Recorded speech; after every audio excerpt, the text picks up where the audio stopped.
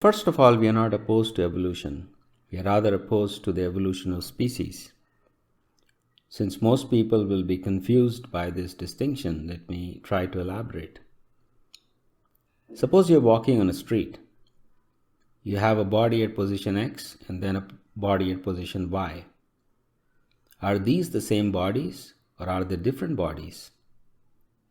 Most people will like to say that it is basically the same body with very small changes to the biological constitution. This model of change is taken from classical physics, where a particle moves from one position to another but remains the same particle. The only difference is that the particle has acquired a new property, i.e., a new position. In Vedic philosophy, this basic idea about motion is disputed. The Bhagavad Gita states that the body is not moving. Rather, we are changing bodies. This idea can be illustrated easily by contrasting the motion of a classical particle with the apparent motion that appears from the succession of blinking lights. You might have seen neon signs in which small light bulbs switch on and off in a succession. Each bulb is a different physical entity, and yet, when these bulbs switch on and off in succession, it gives the impression of a moving light. Factually, the bulbs are not moving, but there is the impression of motion. The Bhagavad Gita states that in the same way, the body is not moving. Rather, the bodies are changing like the different bulbs that switch on and off to create the impression of motion. This model of change is generalized for all kinds of changes within this life and across lifetimes. The Bhagavad Gita says that just as the body changes in this life through the stages of birth, childhood, youth, and old age, similarly the body changes at the time of death.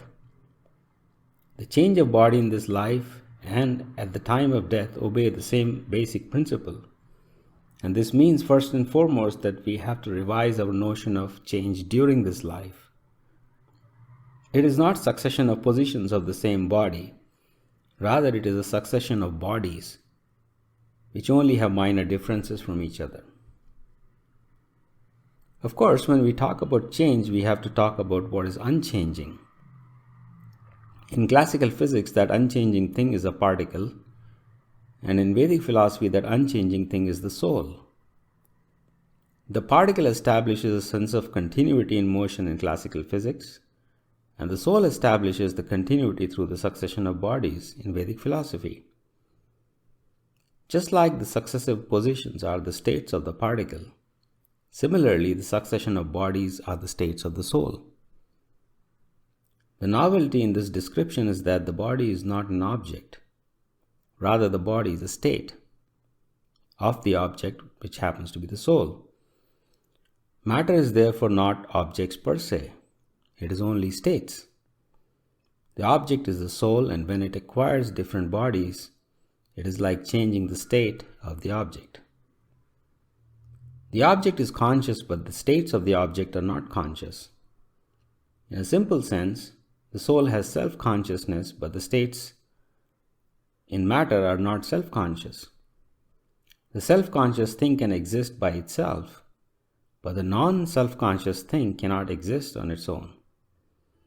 Therefore, material properties can never exist by themselves. They are always existing as states of some soul. However, the soul can exist by itself. Thus, wherever there is matter, there must be a soul. But wherever there is soul, matter is not necessary. The soul can exist embodied or disembodied. But if there is any kind of body, it must belong to some soul. Hence, there is nothing totally lifeless. Everything is the body of some soul. When the soul enters a body, it can be called the change of the state of the soul. These states can be described in science, and hence the succession of bodies is amenable to a scientific description. However, the bodies are all discrete states, while the soul is the thing that maintains the continuity through these states. Now, if you know classical physics, you will recall that in classical physics, the continuity of successive states is created through infinitesimal changes in the state.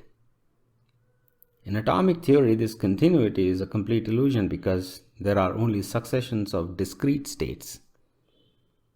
This gives rise to the problem that you can speak about discrete states, but you cannot say that these states are states of something, because the thing that these states are of must establish continuity, and there is no continuity in atomic theory.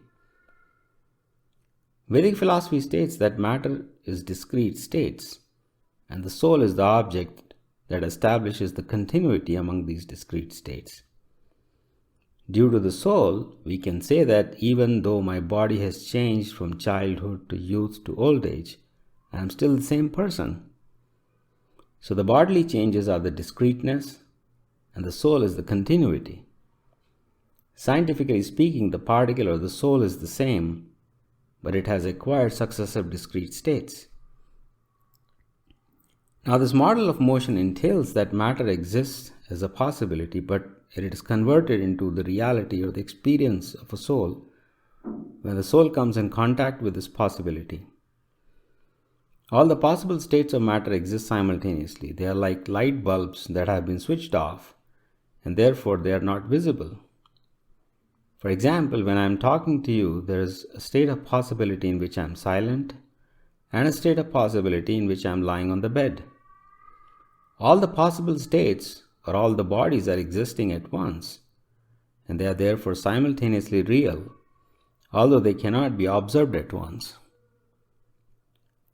So here we have a reality that exists, but it is not observable because it only exists as a possibility.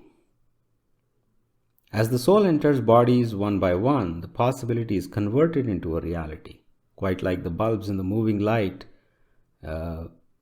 exist simultaneously, but they are lighted up one by one. Just because we don't find all the bulbs lighted at once doesn't mean they are non-existent. It also means that the bulbs exist, but they're not being fed the energy that can light them up. When the energy is fed, the bulbs light up. It follows that because all the bodies exist simultaneously in a dormant state, therefore all species also exist simultaneously. Just as one bulb does not become another bulb, similarly the bodies do not transform into other bodies. Rather, the possibility of the body is converted into reality by the presence of the soul. Hence, there is evolution of the soul as the soul moves through one body after another. But there is no evolution of the body because the bodies are not moving. None of the possible bodies is transformed into another body. Rather, one body becomes invisible and the other body becomes visible. As a result, there is evolution of the soul, but no evolution of the body. There is no evolution of species, but there is evolution of the soul through successive species. If the soul enters a new kind of body that was previously invisible, a new species is said to have been born, but the species was existing eternally as a possibility. Possibilities don't change into each other, rather possibility changes into reality. Therefore, the basis of the dispute with the modern theory of evolution of species is this new understanding of motion, which is motion of the soul, not the motion of the body. This concept about change is supported by atomic theory, but not supported by classical physics. Since this idea about motion is compatible with atomic physics, we can deal with this problem in a scientific way, although we would have to think of motion as the motion of the soul rather than the motion of matter. The idea that species do not evolve follows from the motion of the soul through successive bodies. So we can explain the process of evolution through the evolution of the soul rather than the evolution of bodies. There can be a different kind of evolutionary theory based on a different theory of motion. Obviously, to talk about this new evolutionary theory, we have to understand a new theory of motion. The evolutionary theory is within biology, but the theory of motion is in physics. So this new theory of evolution in biology cannot come about unless we have a new theory of motion in physics. And even this new theory of motion in physics has to be based on the idea that matter is discrete possibilities which are connected together to create the sense of continuity by the soul. If we don't have continuity, we can say something is changing, but what remains unchanging cannot be spoken about. And unless you can formulate an understanding of what remains unchanged during change, science remains incomplete. So I'm talking about a much broader problem of change and constant, which arises in modern physics, and using the solution to that problem of change and constant to revise the notion of evolution as well. It's interesting that